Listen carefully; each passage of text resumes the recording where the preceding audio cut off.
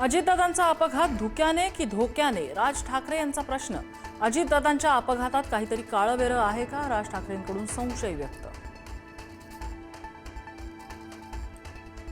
अजितदादांच्या अपघातावर सुनेत्रा पवारांनीही बोललं पाहिजे, राज ठाकरेंचं वक्तव्य. राष्ट्रवादीच्या आमदारांनी अपघाताचा विषय अधिवेशनात मांडावा, राज ठाकरे यांचा सल्ला.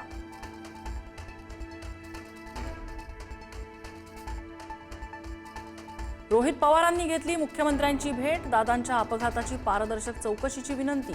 बारामती विमानतळ, पुणे रिंग रोड यांना अजितदादांचं नाव देण्यासह देवगिरीवर स्मारक उभारण्याचीही मागणी.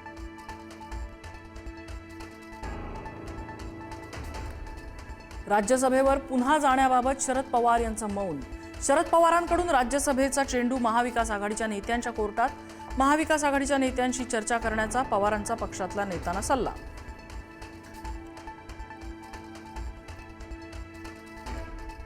राज्यसभेसाठी ठाकरेंच्या शिवसेनेत रस्सीखेच. प्रियंका चतुर्वेदींसह राजन विचारे, अंबादास दानवे, विनायक राऊत, चंद्रकांत खैरे इच्छुक. उद्धव ठाकरेंकडे इच्छा व्यक्त केल्याची माहिती.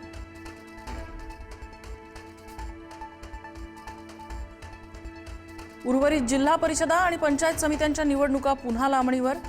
पुढील सुनावणी 21 आणि 22 जुलै रोजी. सर्वोच्च न्यायालयातील निकालानंतर निवडणुकीचा मार्ग मोकळा होणार.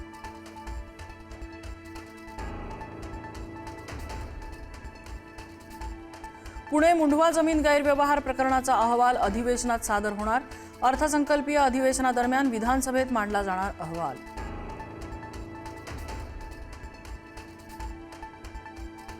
लाडकी बहीण योजनेमुळे इतर खात्यांवर ताण.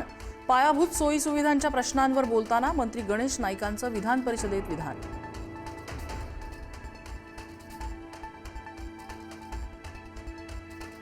मराठीला अभिजात भाषेचा दर्जा मिळाला, मात्र केंद्राकडून अद्याप एका रुपयाचीही तरतूद नाही.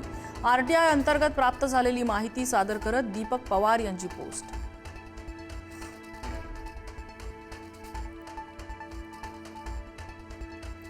नाशिकमध्ये कांदा उत्पादकांनी मुख्यमंत्र्यांचा ताफा अडवण्याचा केला प्रयत्न.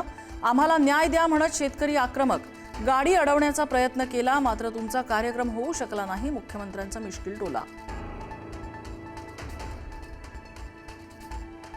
कल्याणमध्ये भटक्या कुत्र्याचा 2 मुलांवर हल्ला. कुत्र्याच्या हल्ल्यात 7 वर्षीय मुलाचा दुर्दैवी मृत्यू, तर एक मुलगा जखमी. भटक्या कुत्र्यांचा बंदोबस्त करण्याची नागरिकांची मागणी. शालेय विद्यार्थिनीच्या विनयभंगाने बदलापूर पुन्हा हादरलं. नामांकित शाळेच्या खासगी स्कूल बसमध्ये अल्पवयीन विद्यार्थिनीचा विनयभंग. पालकांच्या तक्रारीनंतर बस चालकावर गुन्हा